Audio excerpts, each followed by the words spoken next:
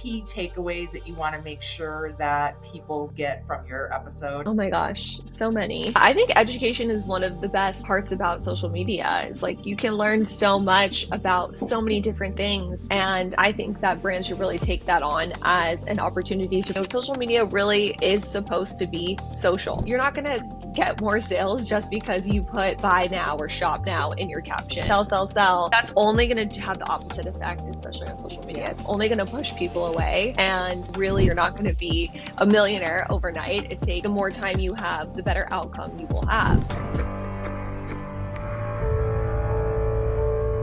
Hi, everybody. Welcome back to this. I'm your host, Shauna Griffiths, and today's Real Talk is with a real leader who I am lucky to have worked with and to have become friends with, Marissa Stahl, who is the founder and CEO of Cherry Creative. So thanks so much for coming on today, Marissa. Thank you so much for having me. I'm excited to be here. Aw.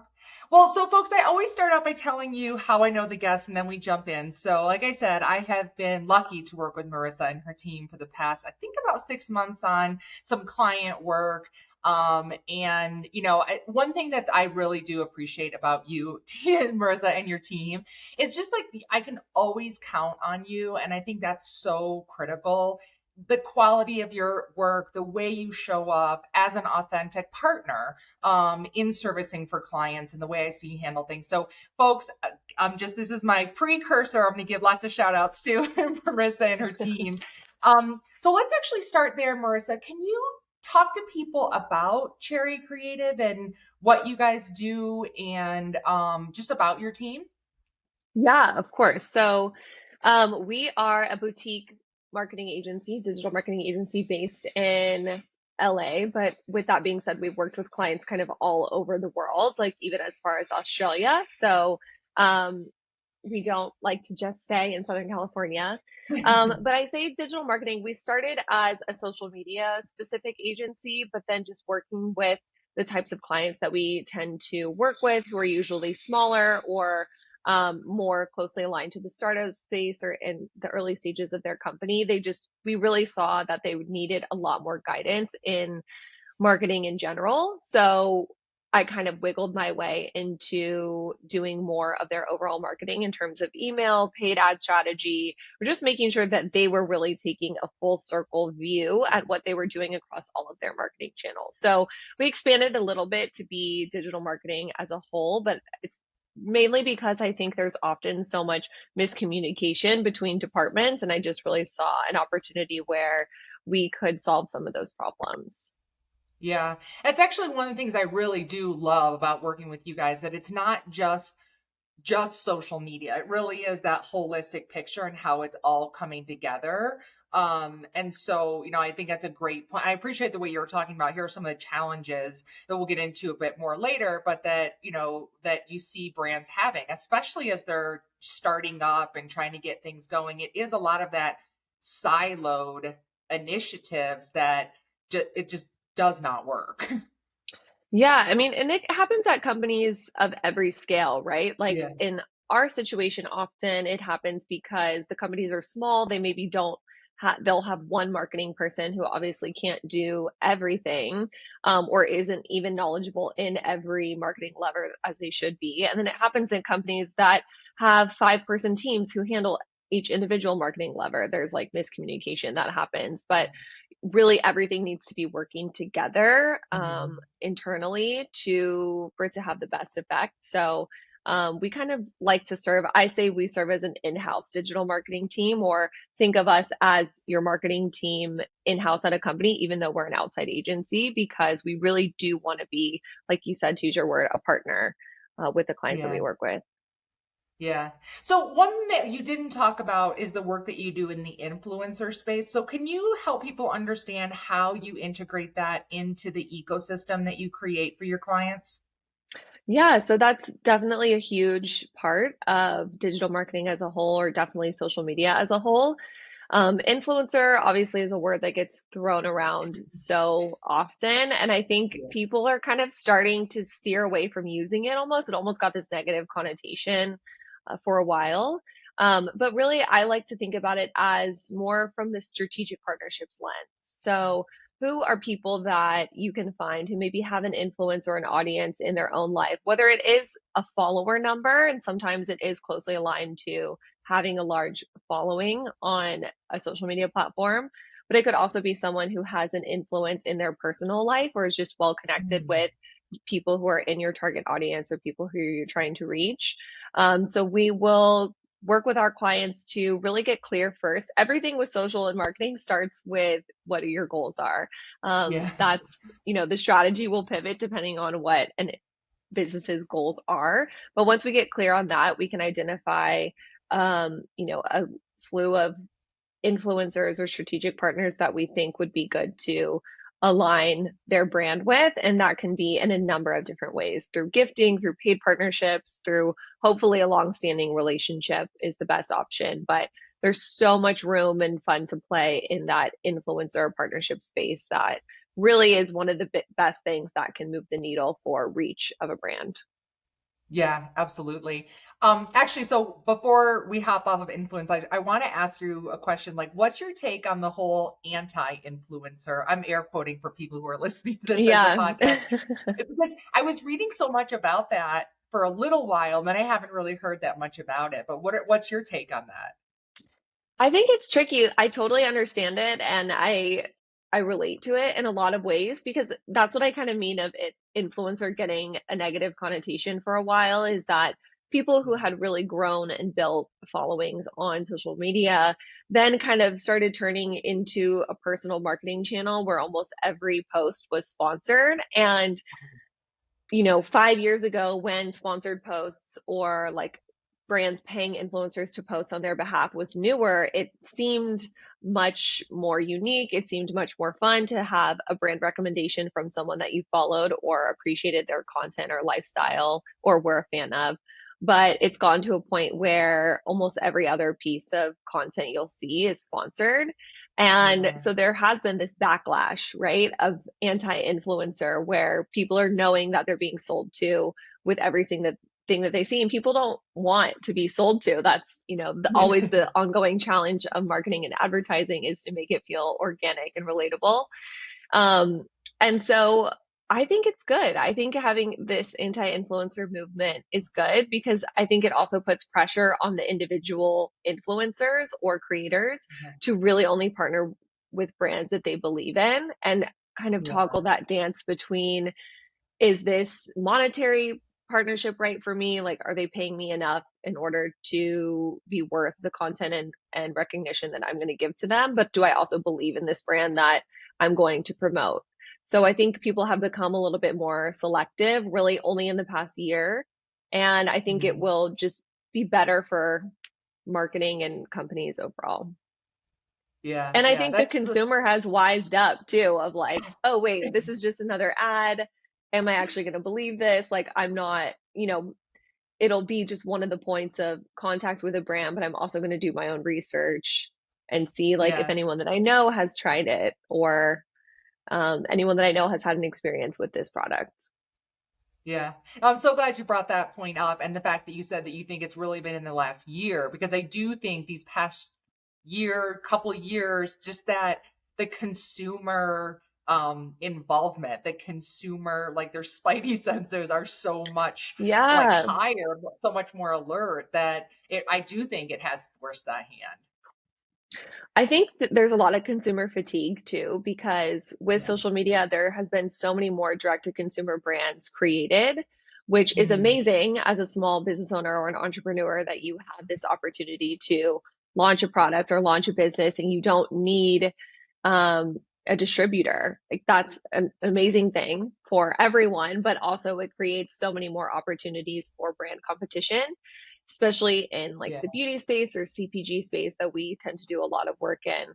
And so, there you can only use one skincare cleanser a day, maybe two, but if there's 3,000 on the market, all of those brands are Yeah. competing for, shelf space at your home. So it's kind of tiring to hear about 10 different new brands all the time as a consumer. You just Yeah. kind of get over it or check out after a certain point. Totally. That when you said that, it just reminded me of that craze that happened a few years ago with the yogurt aisle in the store. Obviously, that's different than like online, like your e-commerce, but people literally like the sales of yogurt went down because it was of that just Yeah. complete. There's so many options that you're just like, to your point, it's like checking out. I'm done. Like I need something else. It's the paradox of choice, right? If you have a limited amount of choice, you'll more easily be able to make a decision than if you have too many choices. There's that Yeah. famous jam experiment that they did in grocery stores. I don't know if you've heard about this, but they had like the two different displays. One display had a choice of three different jams, and one display had a choice of like 14. I'm paraphrasing. So if someone comes Yeah. for me in the comments, please correct me. It's fine. I'm just pulling it out of, the deep depths of my memory. But um, the display who only had three choices had much higher sales rates than the one who Yeah. had 14 because the consumers were just so overwhelmed with the 14 different options that they just couldn't make a choice and decided to back away. Yeah, yeah. Those are both of them are such great examples. And I think that's why, to your point earlier, when you were talking about goals from clients, like we really do have to understand what are the goals that they're coming to you for? What are they trying to do? Because we're constantly having to figure out what's a differentiating factor and how do you cut through that clutter? And, again, like every brand can't just be doing it the same way. Exactly. I think you hit the nail on the head with that. My advice is always to, once we define the goals, let's talk about what makes you unique and Yeah. what is different about your brand. Especially with social media, everything can be so easy to compare. It's easy for us personally to compare ourselves to others who are putting themselves out on social media, the highlight reel that is often talked about. But it happens with brands too, of brands seeing another brand who is in their space or an adjacent space do something, and then they want to compare themselves to that, or like, oh, we should be doing that, or we could be doing this type of content, or we should copy this type of content. When you really have no knowledge about the inside going ons and happenings of what that brand is, does, what their marketing budget is, what their investments have Yeah. been. Um, so I really try to steer back my clients to, let's focus on us, let's focus on what we're doing, let's focus on Mhm. what's making us different, and Right. really double down on that. Right, right. Yeah, and I actually saw you do that in action one time working together, and I think it's just a really great. I'm kind of emphasizing this for the audience because I think so many times when we're either working at the brand or we're servicing a client, it's that like charge ahead, go, go, go. We want to sell. And I think one of the wonderful things that I experience working with you is that step back, that pause, that lens of strategy and I think that's one of the great things about having a great partner, and one that you can really rely on is because sometimes it's that person who like taps you on the shoulders, like, wait a second, where Yeah. is the basis for this? Where is the foundation? Let's go back to our compass for our brand. Because I do think it's really easy, just as much as humans compared to each other, we can get in that trap with brands comparing to each other and not realizing like that foundational difference. Yeah, and I think, some comparison can be healthy in a certain Yeah, amount of lens, or like see what other people are doing and be inspired of by course. them, if you take it more as Yeah. inspiration and less as viewing it from, oh, we're behind because we're not doing something that someone else is doing. Hmm. Not doing something that someone else is doing, whether it's a type of content or a certain type of partnership or an event or something like that, it can often be a good thing. Like, Yeah. great, they're doing it, let them do it. They're doing it Yeah. well, let's do something else, and we can do what we're going to Yeah. do well, and they won't be able to do it. So Yeah. I think that's one of the hardest things to communicate, especially to a brand owner or hires up at a company, of just like, Yeah. let's stay in our own lane and focus on what we're doing. I promise you it's working, or it's going to work, but we just have to give it a little bit of time. Yeah, absolutely. I mean, I think over time, and I'll say as my time as a marketer, where like, I went from launching social media at, a property before and those type of things where it's like, I think brand properties have come under so much more scrutiny because like, you can literally go to your social media feed or your website or whatever it is and like just, refresh and some new content, you know? And so it's like that desire for, I think sometimes that makes people in brand seats, or, you know, even if you're an agency, is like, um almost be too quick to change things. Sometimes we have to let something run a bit, just because you can go and refresh and quickly see some new content. It's, you still have to let it breathe a bit. You have to give it some time, because again, like our action in social media, when we're like clicking the buttons, it can go really fast, but still we need to let the consumer catch up with that. Like, what's your experience with that? Yeah, I think this is one of the biggest mistakes or misconceptions that I see with social media and have Yeah. seen since I've been working in this space for 10 years, like since it began as an industry for business, and have seen so many different changes. And it takes time to build community. And if you really, social media really is supposed to be social. It's not supposed to be primarily a sales platform. That's not the purpose of it. It's supposed to be about building community. And if you do that in the right way, it can be very, very, very powerful. But you have to think about building a community, and that takes time and it takes effort and it takes small movements over a long period of time, almost like investing in the stock market. Like you're not going to be a millionaire overnight. It takes, like, the more time you have, the better outcome you will have. And I think Yeah. that's the hardest thing to try to communicate is when people hire us, sometimes they want to see results immediately. Like in a month, they'll say, well, we haven't grown that much or our sales haven't increased. I'm like, well, we just took over your platform a month ago. So maybe let's have this conversation in 6 months or a Yeah. year. And if you look at brands who have done it really well, like they have taken the time to really build their community over time. Mhm.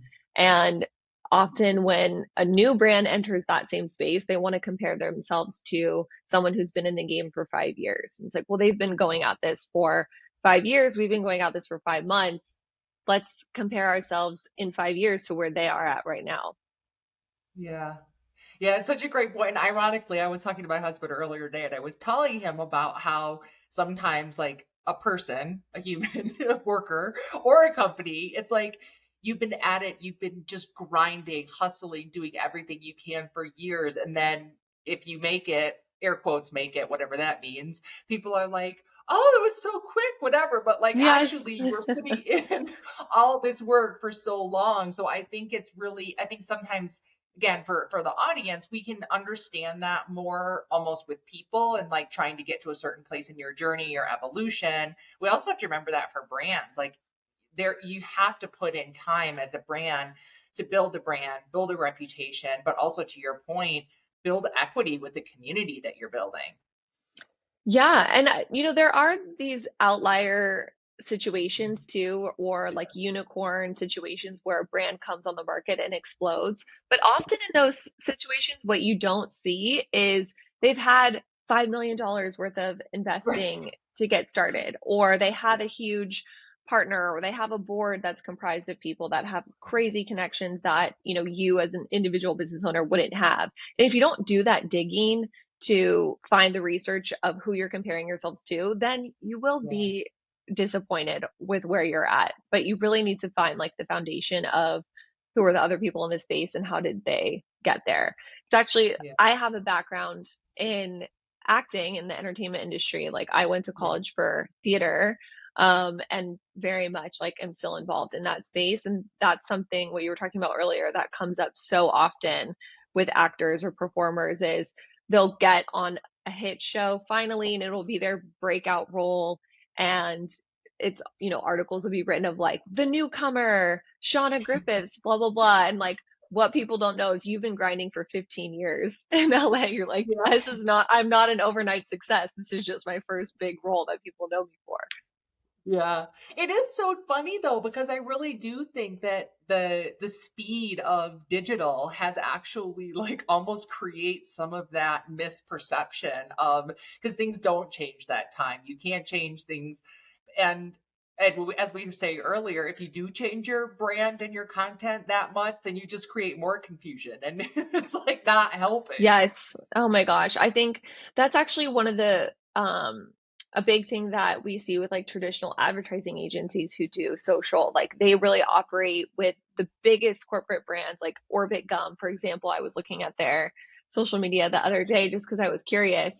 And you can tell it's run by a traditional advertising agency because their content goes from campaign to campaign. So whenever they've created a commercial or like a big pop moment for the brand, they'll create a couple, export a couple other assets for social media, but there really is no ongoing brand communication or ongoing Mhm. storytelling or brand, community building, excuse me. Yeah. And that's really what is needed in social is a constant conversation with your fans and followers. And then on top of that, you'll have the pops of your campaign moments. But in the valleys in between those times, like what are you doing? What are you saying? How are you adding value to your community? How are you making their lives better or improving that relationship as time goes on? And that's really where a lot of brands miss the mark. Oh, wow. That's awesome. So, do you have some examples of any of the brands that you think are doing that really well, that combination of the always on and the campaign integrations? The a couple that come to mind is like my mind goes immediately to some Gen Z brands, like Jerf Avenue, Matilda Jerf, which is a fashion brand. She's based out of the Netherlands and or I think Amsterdam. Yeah, the Netherlands. And just very cool girl, but kind of always giving that style inspiration or like Chamberlain Okay. Coffee, always giving some creative, cool thing for their community to respond to. Summer Fridays is an amazing beauty brand who does this really well. They're always doing product education every single day. And then when they Mhm. have a new launch, it'll become about that, or they'll do an event and it will become about that. And really always good at highlighting their community, using a lot of UGC, doing a lot of gifting as well to make sure that they're getting a wide diversity of content, but always on product education all the time. Yeah, yeah. That's another thing you and I have talked about a lot is that need for that education. And there's so many brands out there that almost skip that point. They just want to talk about their brand and their product. But again, it's like you might have to create education in the category related to your specific product. And like that is so critical to spend that time doing that. Yeah, I think education is one of the best parts about social media. It's like you can learn so much about so many different things. And I think that brands should really take that on as an opportunity to provide value.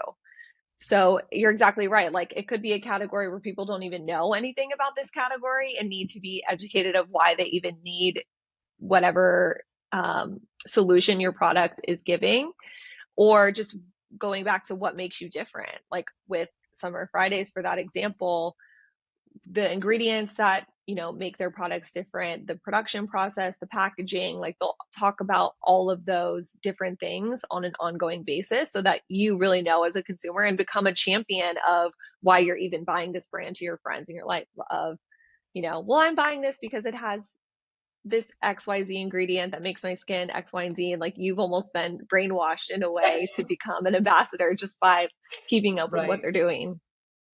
Yeah, yeah. It makes a ton of sense. I mean, that's a part of the importance of like having those talking points and hitting them, through your channels is you're right. You do almost like train your audience.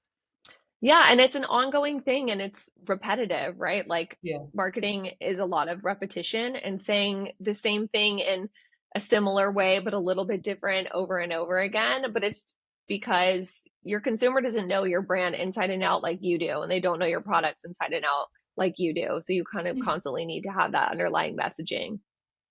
Yeah, absolutely. So I want to slightly switch, but it's actually going back to goals because I want to, first of all, like when you're working with your clients, do you find that they typically know what goals they're trying to reach, or do you find yourself needing to almost like supplement or coach them in the goals?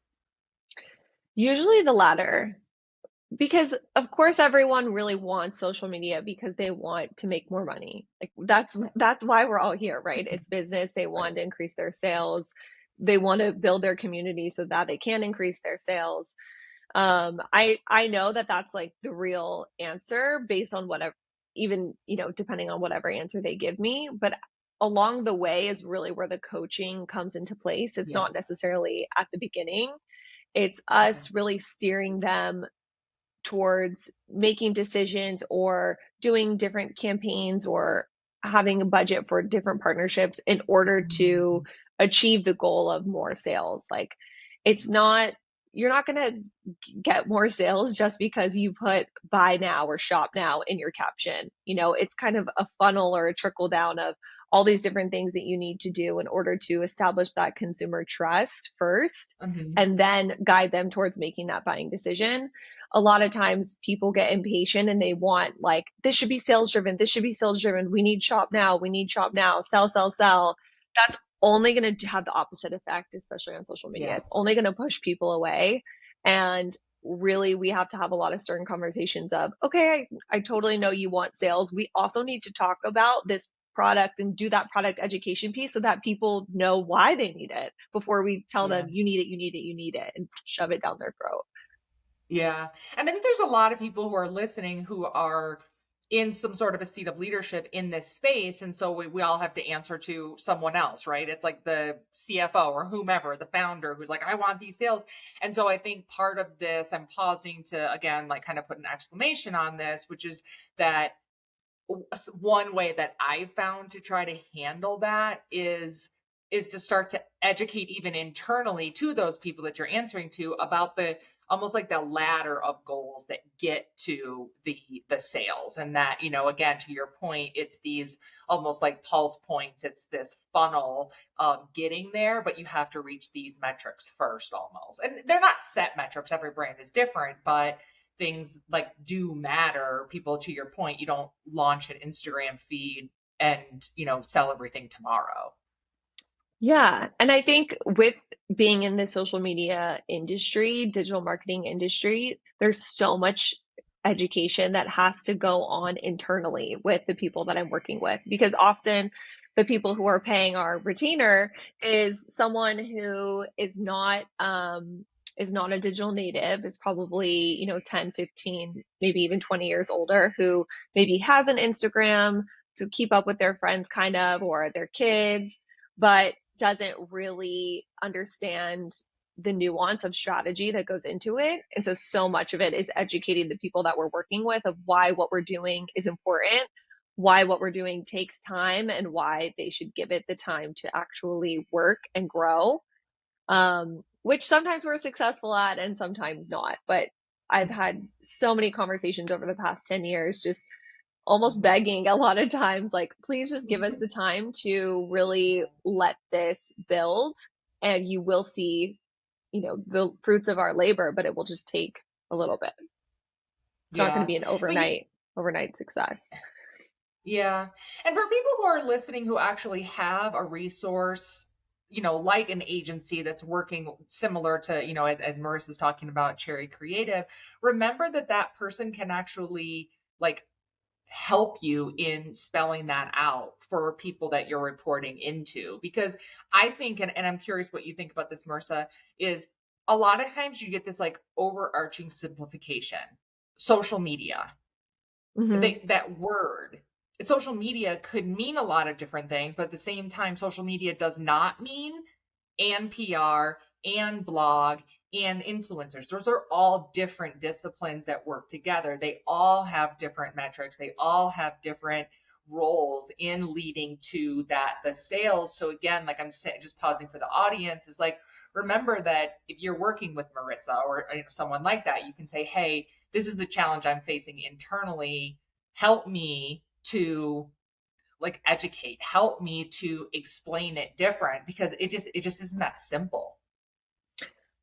Yes, you're so right. And even in social media in that bucket, just separate from PR and influencer, I kind of fold in influencer to social media, but that's just because that's what we do. Um, Yeah. but even within social media, it's the difference of content creation, Yeah. um, copywriting, like graphic design, like all of that is also under the social media bucket, which can be its own discipline as well. Some companies who have Mm, a social media team will have a social media copywriter who only does the copy. They'll have video editors who are editing video or creative for social media only. They'll have, photographers or other content creators. Then they'll have strategists who are over leading everything and putting it all together and like working with that team to create those specific pieces of content. So that's a big thing with smaller brands is they'll want to pay someone. I had a brand who reached out to me and wanted us to do Instagram and TikTok posting every day on the feed and stories for $1,000 a month. And that's someone who, we're not only sorry. coming up with the strategy, we're doing all the content creation, all the editing, all the copywriting, all the calendar planning, community management, platform management. That is a full-time job. And with hiring an Yeah. agency, the benefit of an agency is you can get multiple people working on your brand for a cheaper rate. Like you'll have my team. So it's that social media team that I was just talking about, like the copywriters, the graphic designer, the video editors, probably for the price of one person. But it still is like the Yeah. salary of a full-time person, but you're getting more people. Yeah. I feel like I I got a laughed little when bit she off said track. that. No, no, no, Oh no. It yeah, was hilarious. $1,000. I I laughed too, literally Shauna. I laughed too.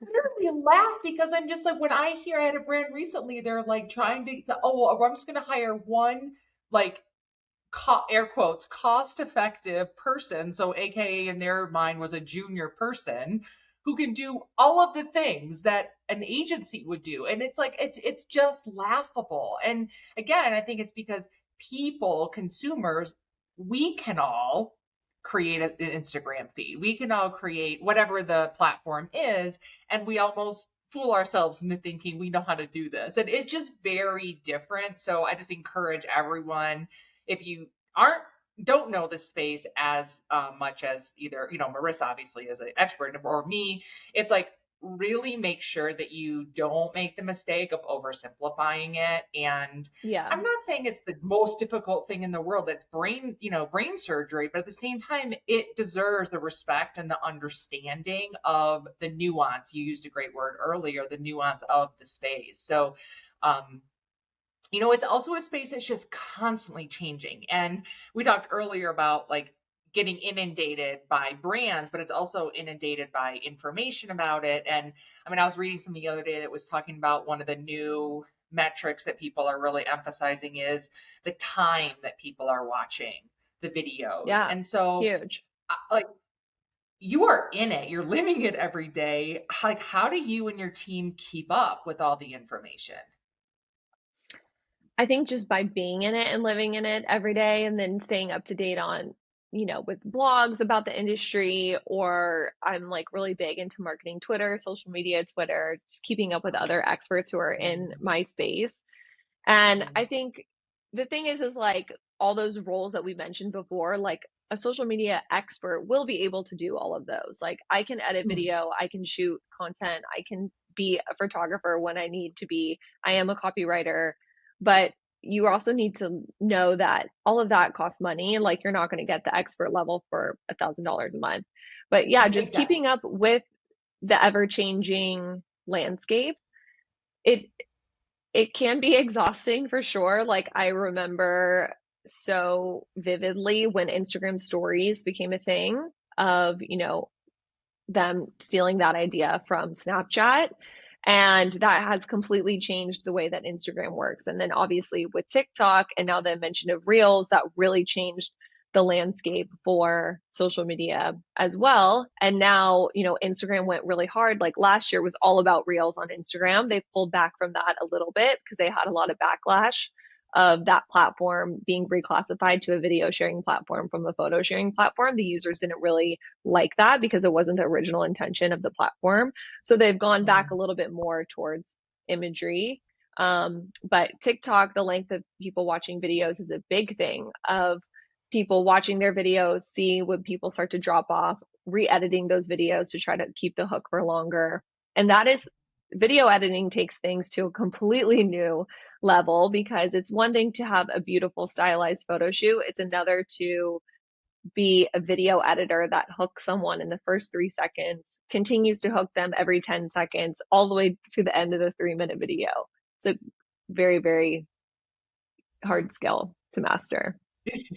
Totally. I'm thinking of, I'm laughing because I'm thinking about those moments where you're like watching a video and you're like, when you get through the whole thing and you're like, why did I even just watch that?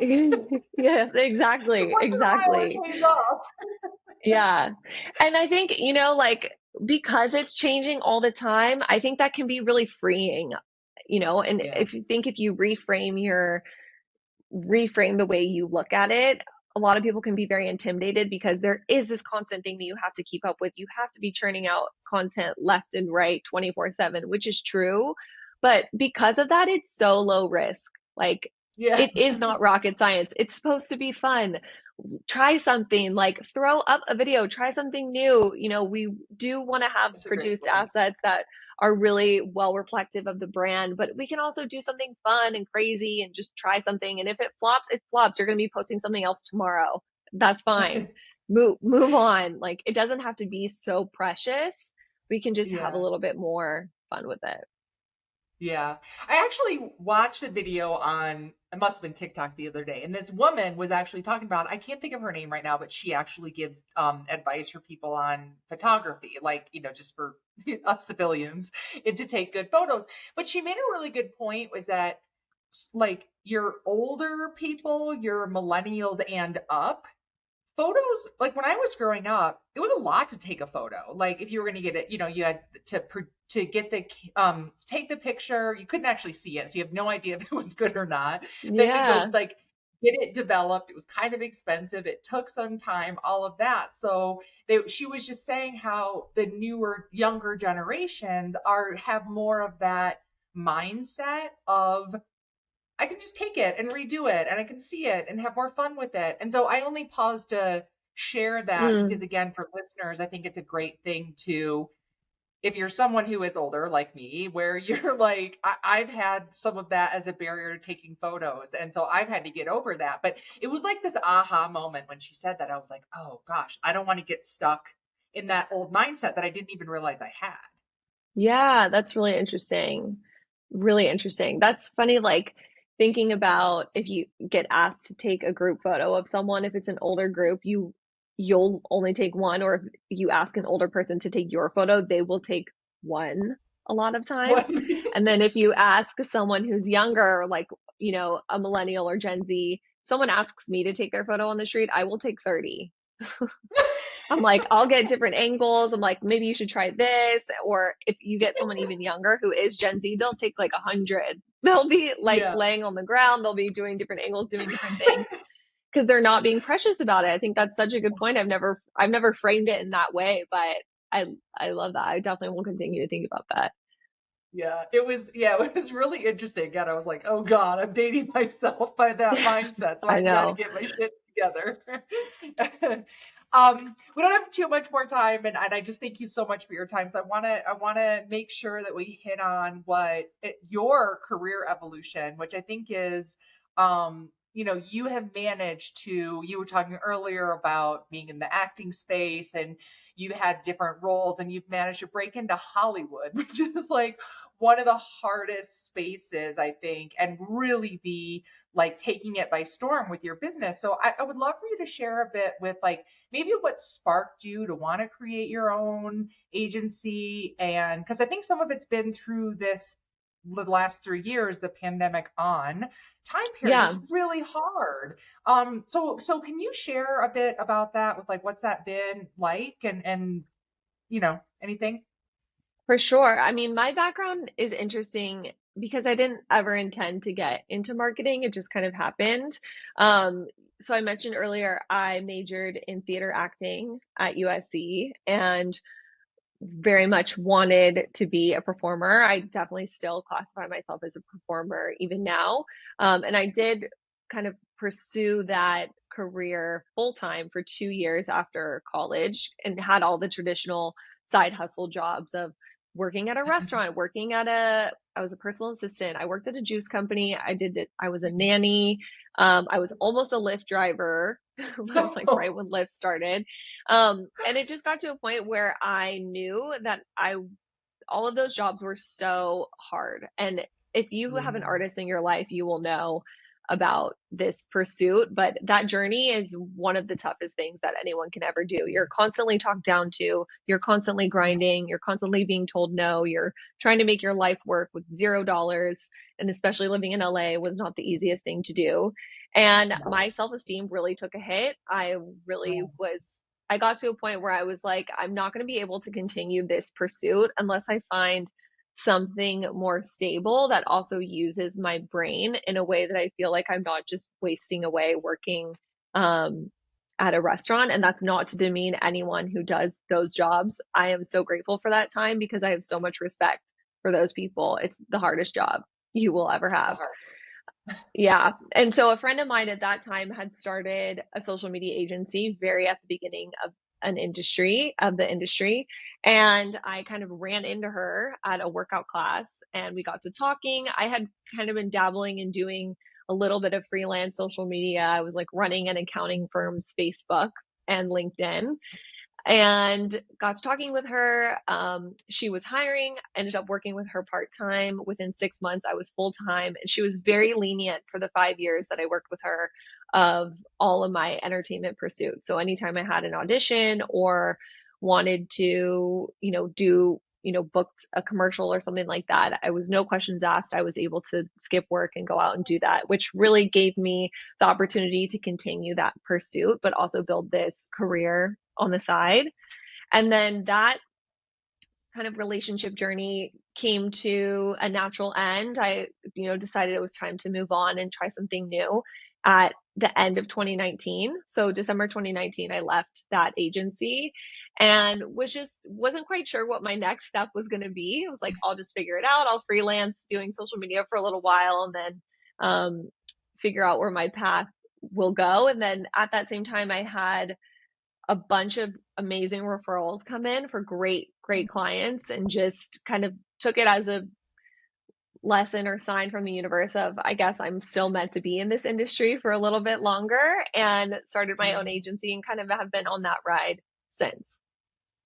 that's awesome. I mean, talk about like kind of circle back to what we were saying in the beginning. It's like that time you put in, that grit you put in, that commitment, and to really give it that time to learn and grow and pay off. And so it's so great to see. And so wait, I actually want to know. I've been wondering this. I've never asked.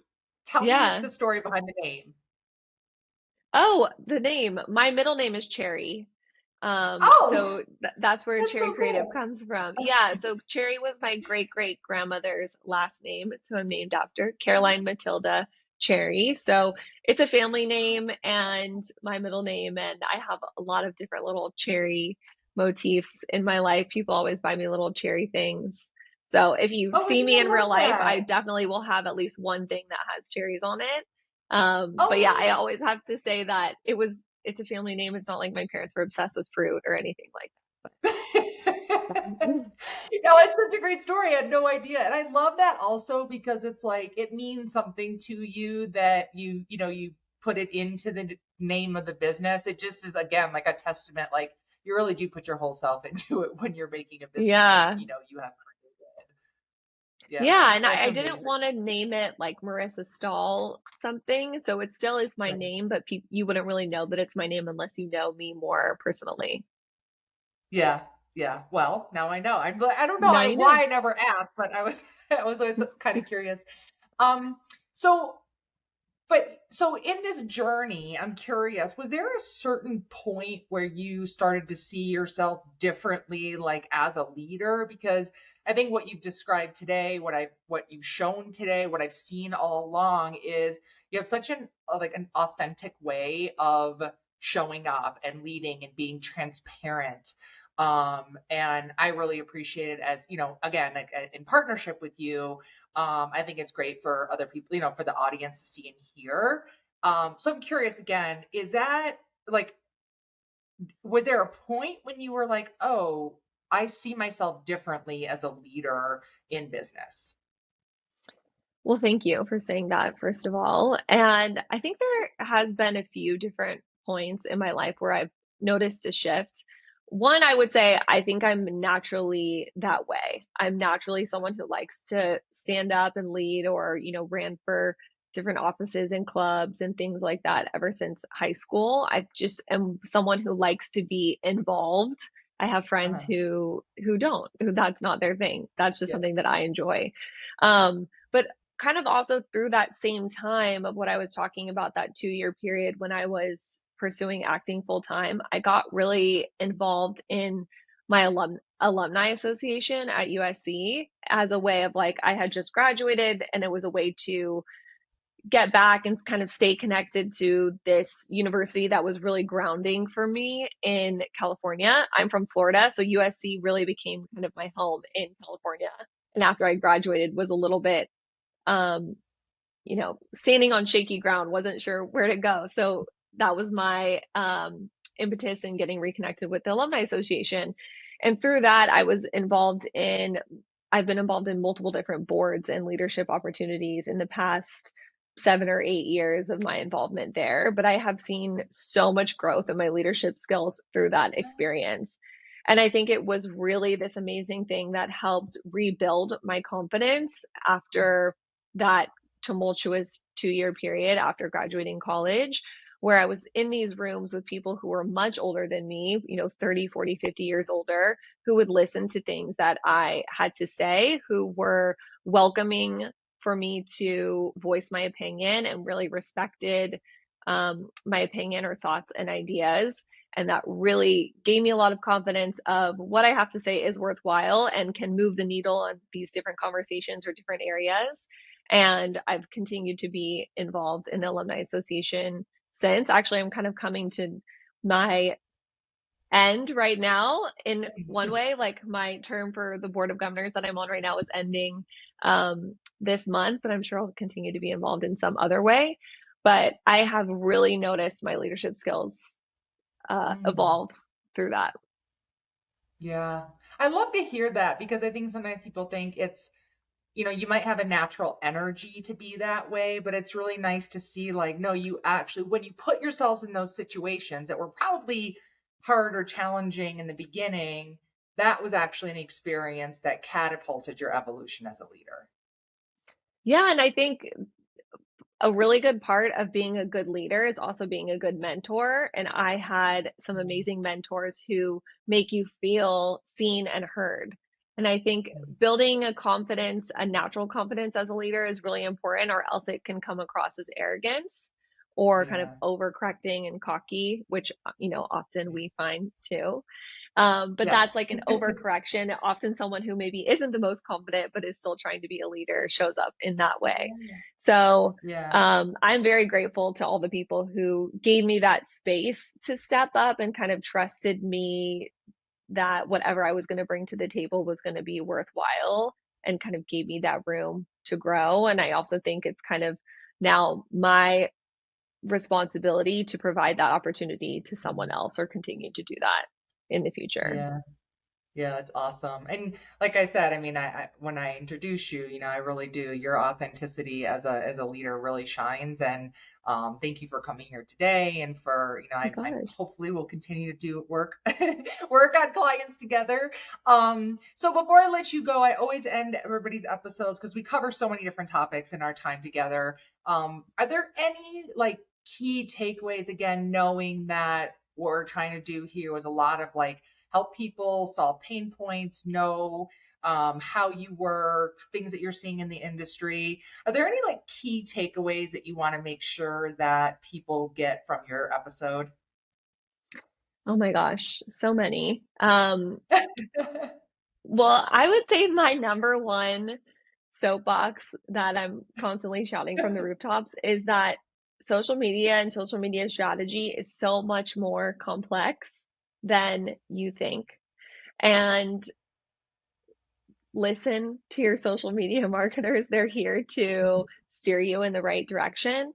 And if you have a small budget, go to them with my budget is $5,000 a month. What can we do to make it the most effective for that? And if they're a good strategist and a good marketer, they'll be able to give you a strategy that, can move the needle in smaller ways with that budget, and I think it's so worthwhile, but having a good strategy is really the most fundamental necessity for making it impactful, just like you would for a business plan. Like you need to have a strategic business plan if you want your business to grow. It's the same for social media. And also it's going to cost you more than $1,000 a month is Yes. is my other soapbox thing that I would stand on. Yeah, I second that. And as you all heard, we both laughed at the $1,000 that somebody said to her earlier. So, no, again, I think the world of you and the work that you do, and you as a person. So, thank you so much for coming on today and sharing all that you did with me and the audience. Thank you so much for having me. And yes, I definitely can't wait to work with you in the future and going forward and stay connected. Yeah, thank you. Thanks, everybody. Have a great day.